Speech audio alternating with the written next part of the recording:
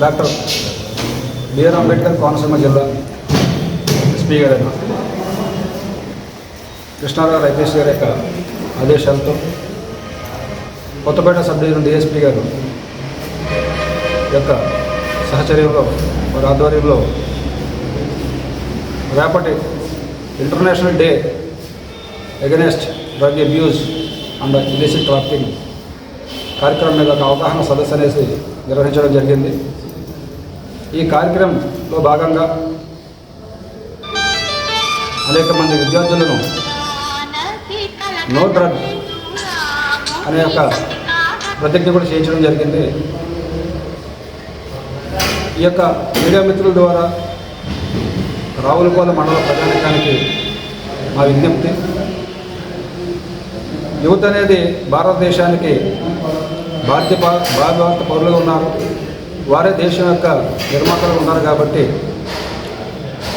ఈ డ్రగ్స్ బారిన పడడం అనేది ఎవరికి కూడా కుటుంబానికి కానీ వారికి కానీ సొసైటీకి కానీ మంచిది కాదు. కాబట్టి దయచేసి అందరూ కూడా దీని మీద అవగాహన కలిగి ఉండి డ్రగ్ అనేది ఏ రూపంలో కూడా క్షమించడానికి చట్ట ప్రకారం కఠినమైన శిక్షలతో ఉంటుంది. కాబట్టి దయచేసి అందరూ కూడా తల్లిదండ్రులుగా ఉన్నవారు, సొసైటీలో ఉన్న విద్యార్థులు, వ్యాపారవేత్తలు, అన్ని వర్గాల వారు బాధ్యతలు తీసుకుని మన పిల్లలు వీటిని బారిన పడుకోకుండా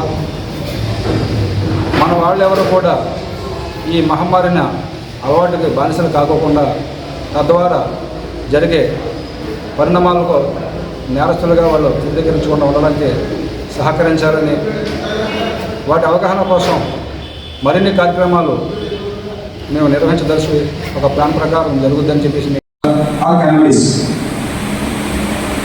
దీనిని పండించడం కానీ ఆయాలు చేయడం కానీ ఈ రెండింటికి డబ్బులు పెట్టి సహకరించడం కానీ పండించిన ఈ గాంజాని ఒక చోట నుండి ఇంకో చోటకి ట్రాన్స్పోర్ట్ చేయడం కానీ ఆ ట్రాన్స్పోర్ట్ చేసిన దాంట్లో సహకరించడం కానీ